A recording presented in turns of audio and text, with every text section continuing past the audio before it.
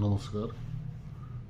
মই মানে ছ'চিয়েল মিডিয়াত আৰু হঠাৎ এটা মিডিয়াত মই দেখিলোঁ মোৰ নামটো ব্লেজবাৰত মানে যোৱা 1 ফেব্ৰুৱাৰীত ফিল্ম ফেষ্টিভেল আছিল। ফিল্ম ফেষ্টিভেলত এটা চব মিডিয়া বা আপটুল বা ছ'চিয়েল মিডিয়াত নহয়, এটাত মানে ভুলতে হয়তো চাগে বাজিছে মই জড়িত আছে বোলো ৰচিলা বাহাদুৰ ধুবুৰী এক্স-এম-এল-এ।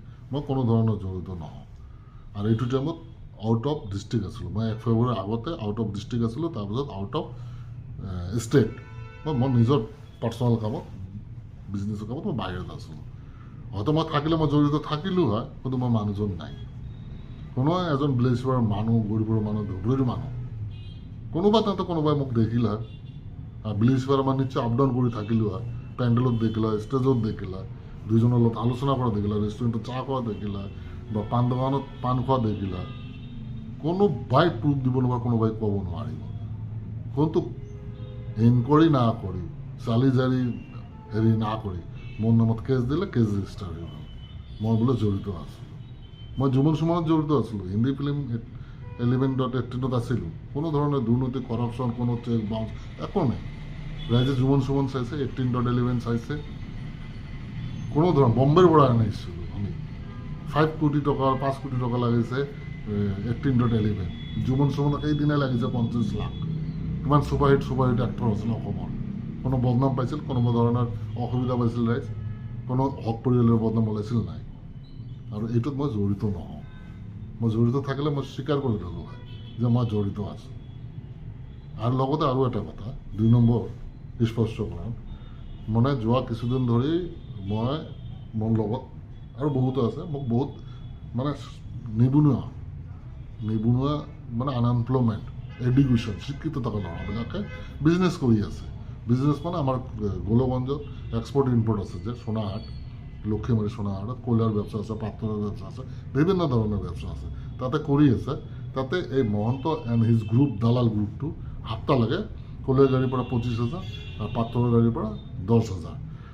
তাৰ লগতে FCR চাউল যে আছে, FCR বগা চাউল, এই চাউলটো মাহত এবাৰ আহে। এই চাউলটো বিভিন্ন ছ'চাইটিৰ কণ্ট্ৰলত ডিষ্ট্ৰিবিউট হয়। এই চাউলটো কৰে কি মাহৰ লাষ্টত 2বাৰ বাংলাদেশ যায়, নিলুৱা চুকচৰে এইফালেদি বাংলাদেশ যায়।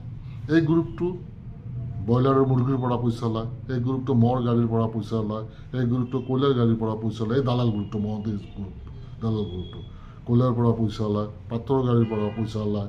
এই FCR চাউল বাংলাদেশ, বিভিন্ন ধৰণৰ যে অকৰ্ম আছে, সমাজৰ অকৰ্ম আছে, দুৰ্নীতি আছে, দাদাগিৰি কাৰ নামত? CM বাইদেউৰ নামত, CMৰ নামত, আৰু আমাৰ ধুবুৰী ডিষ্ট্ৰিক্ট BJPৰ নামত, বিশ্ব হিন্দু পৰিষদৰ নামত, তাৰপিছত বজৰং দলৰ নামত।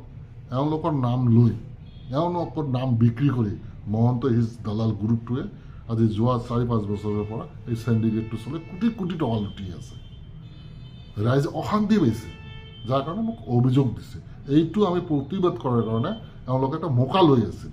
যিহেতু এডমিনিষ্ট্ৰেশ্যন আছে, এডমিনিষ্ট্ৰেশ্যনে এওঁলোকৰ ওপৰত চকু দিয়াৰ লগে লগে এওঁতে মানে বিজনেছটোৰ ফালে চকু দিয়াৰ লগে চেণ্ডিকেটৰ এই দালালি চকু দিয়াৰ কাৰণে ইহঁতে কৰিলে কি প্লান এটা বনাই মোক ফচাৰ কাৰণে।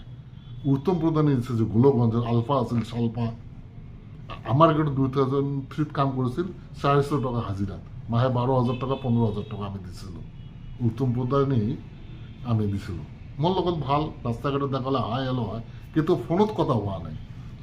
এই গৌৰীপুৰ থানাত এটা ইজাহাৰ দিলে যে মই ইয়াক ফোন কৰি ধমকি দিছিলোঁ যে মান্থলি 1 লাখ টকা দিব লাগিব, আৰু নহ'লে তোমাক মই হত্যা কৰিম, প্ৰাণে মানা ধমকি দিছোঁ।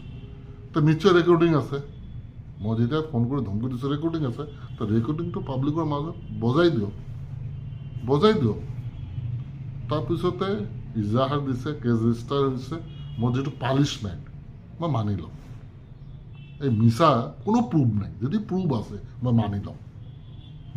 মোক হেৰাছমেণ্ট দিয়াৰ কাৰণে কৰিছে, মই জানো মোক হেৰাছমেণ্ট দিয়াৰ কাৰণে কৰিছে, কিন্তু এনকুৱাৰী নকৰাকৈ কেছ ৰেজিষ্টাৰ কৰি দিলে। আৰু উত্তম কি বস্তু গোলগঞ্জৰ ৰাইজো জানে, গৌৰীপুৰৰ ৰাইজো জানে, ধুবুৰীৰ ৰাইজো জানে যে ই কি বস্তু। ই আলপাত থাকাতে যে কি কৰিছিল, চালপা থাকাতে যে কি কৰিছিল, এইবিলাক এতিয়া মই নকওঁ, সময়ত মই ক'ম। কিন্তু এই প্ৰুফ দিয়ক। ফাৰ্ষ্ট টাইম মই চেলেঞ্জ কৰোঁ, এই প্ৰুফ দিয়ক যে মই তাক ফোন কৰি ধমকি দিছোঁ, ৰেকৰ্ডিংটো শুনাই দিয়ক ৰাইজক। মই মানি ল'ম, যি শাস্তি হয় আইনগতভাৱে মই মানি ল'ম 100% মই মানি ল'ম ইনশাআল্লাহ মই বাহাদুৰ হওঁ মই মানি লোৱাত মই যদি অন্যায় কৰিছোঁ মই 100% মানি ল'ম কিন্তু দালাল গ্ৰুপ ইয়াৰ পৰা যাব লাগিব এইবিলাক বন্ধ হ'ব লাগিব এই আন্দোলন জাৰি থাকিব দালাল তুমি হুঁচিয়াৰ দালাল তুমি ইয়াৰ পৰা যাব লাগিব ইয়াত আমাৰ ডিষ্ট্ৰিক্টত নামনি অসমত ৰাইজক যি ধৰণৰ অত্যাচাৰ চলাই আছে এই অত্যাচাৰ বন্ধ হ'ব লাগিব